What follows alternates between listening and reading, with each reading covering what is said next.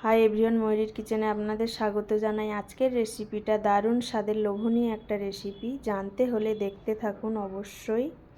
প্রথমে উনুনে কড়াই বসিয়ে দেবো, দিয়ে আগে থেকে চিংড়ি মাছ নিয়েছিলাম পরিমাণ মতো, নিয়ে ভালো করে ধুয়ে লবণ হলুদ মাখিয়ে ভেজে নিচ্ছি চিংড়ি মাছটা। প্রথমে আপনারা আপনাদের প্রয়োজন মতো নিয়ে নেবেন।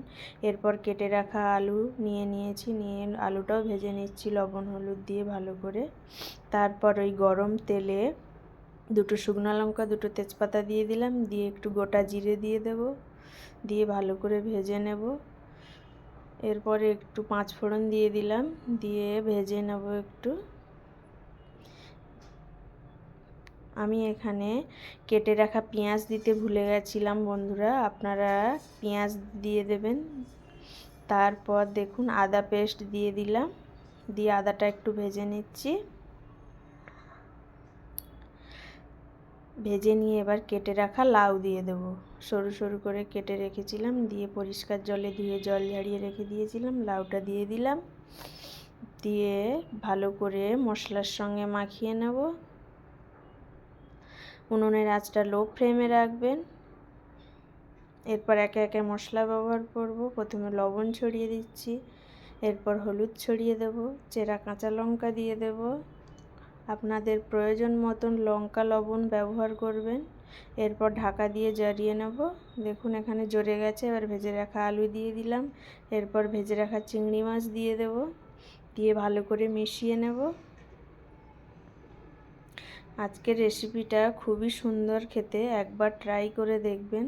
দারুণ সুন্দর, টেস্টি এবং লোভনীয় স্বাদের একটা রেসিপি। ভালো করে মিশিয়ে নিচ্ছি। এরপর কিছু গুঁড়ো মশলা ব্যবহার করব। দেখুন একটু লঙ্কা গুঁড়ো দিলাম, এরপর জিরে গুঁড়ো দেব, ধনে গুঁড়ো আর একটু কাশ্মীরি লঙ্কার গুঁড়ো দেব, দিয়ে ভালো করে মিশিয়ে নেব।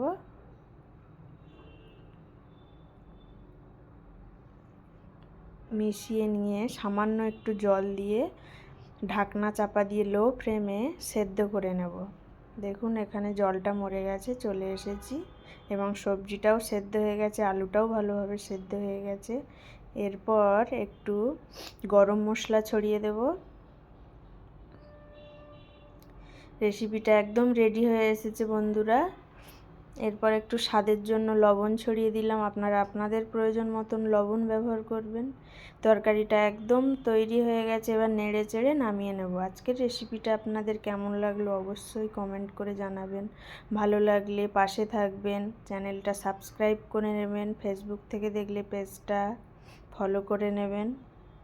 আজকের মতন টাটা, সবাই ভালো থাকবেন বন্ধুরা।